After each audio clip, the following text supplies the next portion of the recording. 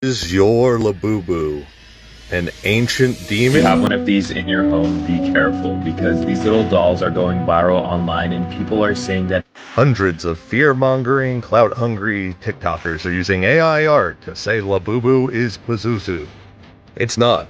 It's not even close. I happen to love ancient Mesopotamia, weird designer toys, and I'm even designing my own cute little guy. But the question remains, what would Labubu look like if he was combined with an ancient statue of Zuzu? Well, I drew it. I drew it. The little guy is tattoo flesh. You can get this little demonic fella tattooed on you forever. Now this Labubu looks more like an ancient Mesopotamian apotropaic amulet.